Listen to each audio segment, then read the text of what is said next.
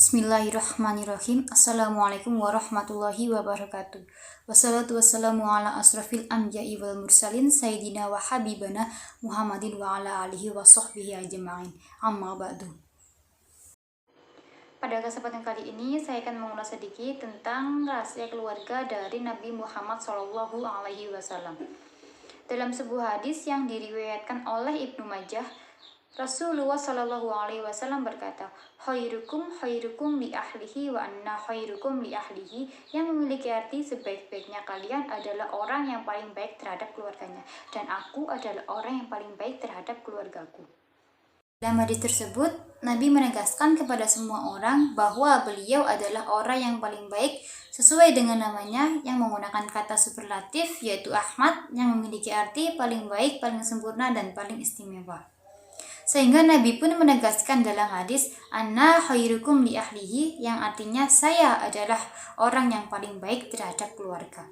Selain itu, hadis tersebut juga menegaskan bahwa cara mengolah keluarga semestinya seperti Rasulullah SAW, baik dalam membina keluarganya maupun dalam berperilaku terhadap keluarganya. Sebab semua yang dilakukan oleh Rasulullah SAW sudah tercermin dalam Al-Quran.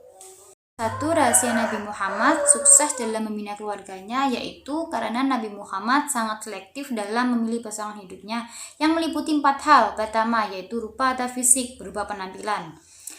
Dalam hadis ini disebut dengan li jamaliha, yang artinya kecantikannya atau penampilannya.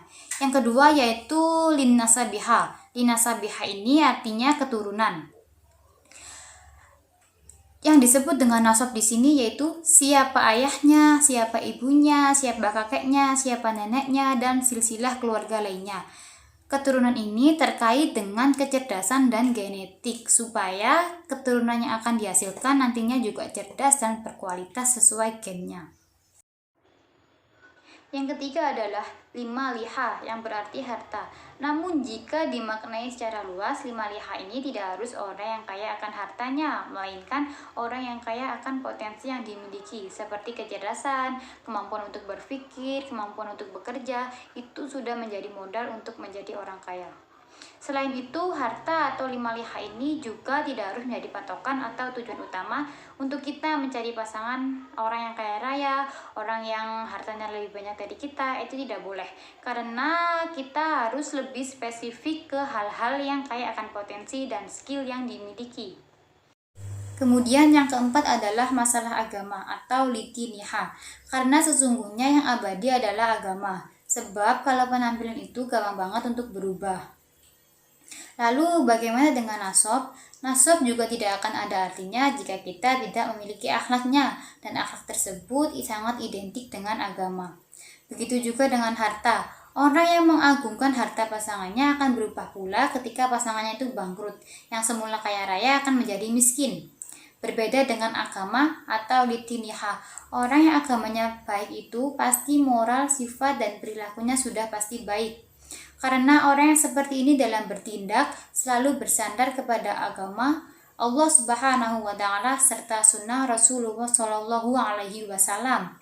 Nah, rahasianya mengapa Nabi Muhammad meletakkan poin agama ini di poin paling akhir, yaitu karena untuk menunjukkan hal yang paling penting dan hal yang tidak akan pernah berubah dan menentukan serta menjadikan keluarga itu bahagia, harmonis, romantis, karena keduanya, khususnya pria, memahami agama dengan baik, sehingga setiap persoalan apapun, baik tentang keadaan ekonomi, tentang sosial, maupun persoalan dengan kerabat atau orang lain, itu selalu menyandarkan kepada agama.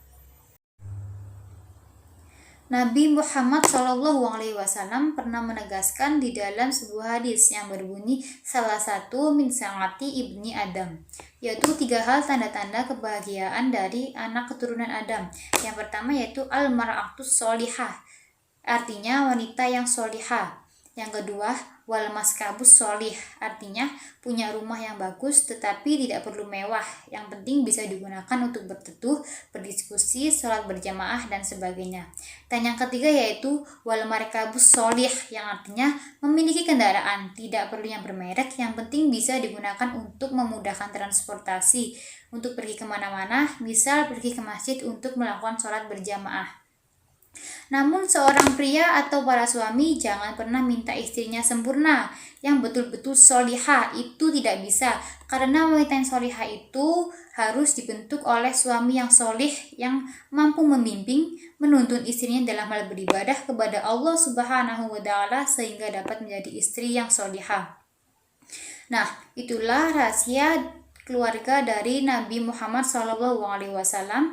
Sekian yang dapat saya sampaikan, kurang lebihnya saya mohon maaf. Wabillahi taufiq wal hidayah. Wassalamualaikum warahmatullahi wabarakatuh.